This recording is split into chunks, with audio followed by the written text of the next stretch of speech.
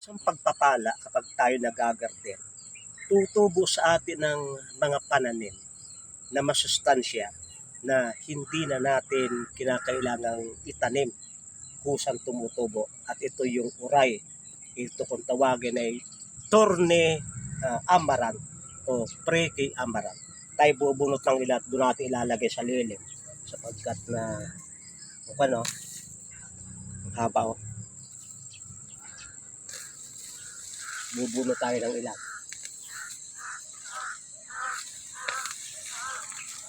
Natin dalhin na.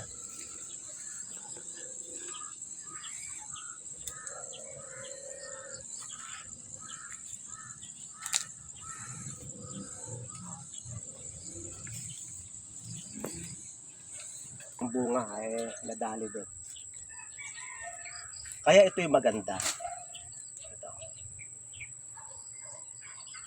Kung gusto niyo na uminom ng electrolytes para yung ating cells ay hindi ma-dehydrate, para iwas sa pagtaas ng blood sugar, kayo ay magkakatas ng katawan ng uray. Ito'y makatas.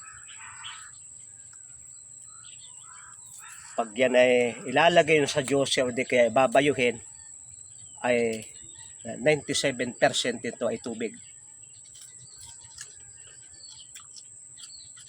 At ang lambot. Kahit yan ay malaki na, hanggang hindi bumubulaklak, kahit ganyang kalaki yan, yung puno dyan.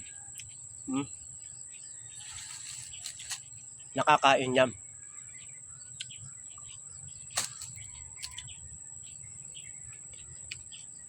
Ganyan yun. At ang kanyang fiber ay napakataas.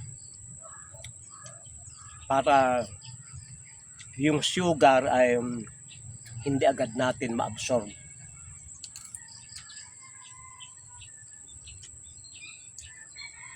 Pag kayo makakita ng ganyan, lahat yan ay pagkain. Ang paglilinis, yung kakapain yung tinik, tatanggalin ninyo yung tinik.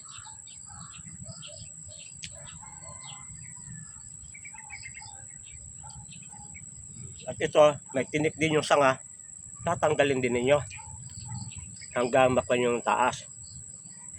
At kakainin ninyo kahit malalaki na.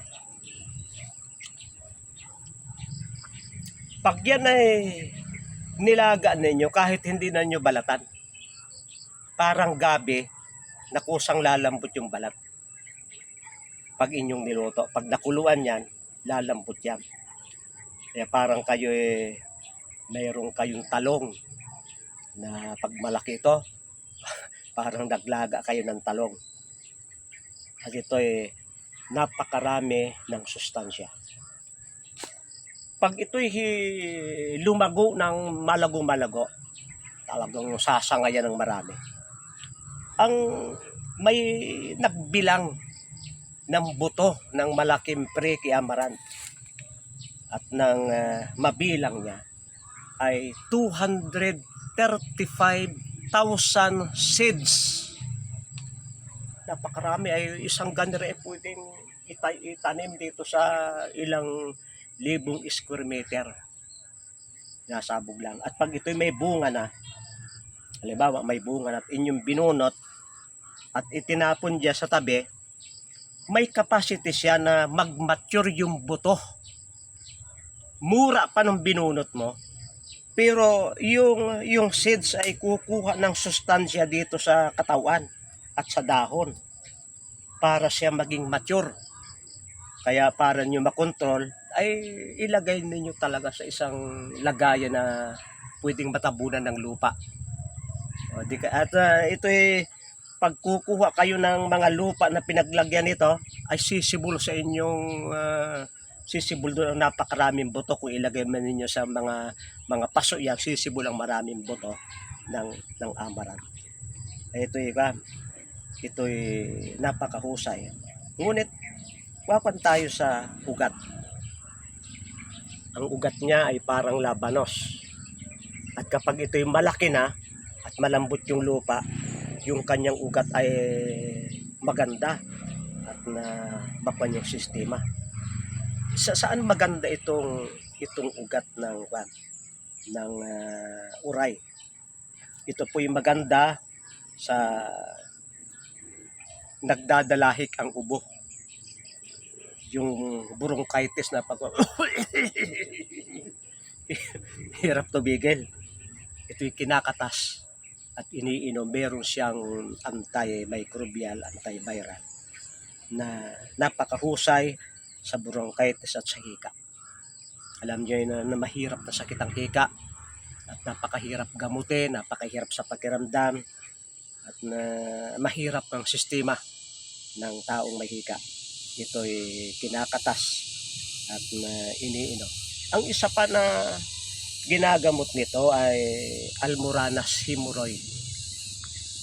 Magkakatas nito at iinumin.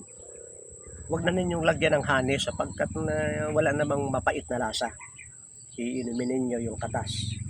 At pagkatapos ay tatadtarin ninyo kung malaki, lalagain ninyo o di kaya ay patutuyuin at gagawin powder at kayo'y magsisits bath. Yung sits bath, uupo kayo sa planggana na may tubig na mainit. Kung may almoranas, yung pinaglagaan nito o yung powder nito ay ilalagay doon sa tubig na maligamgam o mainit at uupo kayo ng 30 minutes. Pag malamig-lamig na, lalagyan ng isang basong tubig na mainit at kung pwede ng hindi makasakit sa almoranas at uupo doon. Gawin ninyo kahit twice a week, pero yung pag-inom ay kahit magat hapon para tumulong na gumaling yung ating almoranas. Napakahusay nito. At ang isa pang pinagagamutan nito ay yung kung tawagin natin ay yung muscle na tumitigas. Nakakita kayo ng may sakit na lagi na nakahiga, na yung paa ay bumaluktot na at hindi na maiunat, tumigas na yung mga dito, mga litid. Ang gagawin ninyo, ito inyong kakatasin. Pagkatapos ay yung bulak ay itutubog at ilalagay dito sa ganito at bibindahan. Pagka matuyo na, paltan uli. At ito'y napapalambot yung muscle na tumigas na, gawa ng lagi nakahiga. Inactivity ang tawag. Wala nang ginagawa, hindi na kumilos, tumigas na yung mga muscle, mga kasukasuan. Itong ugat, yung katas ng ugat ng uray ay nagpapalambot. Pwedeng itong kapag mura pa kagaya nito ay tudturin ng bayong-bayo at itapal. Tapos ay bibindahan para hindi matanggal. Napakahusay ng uray. Bukod pa sa gulay na masarap na pwede ninyong inumin, may mga vitamins itong katas na ito, ay talagang napakahusay pa ng ugat para igamot sa maraming karamdaman natin. Maraming salamat sa inyong pagsubaybay sa Natural Wellness ni Pastor Vito.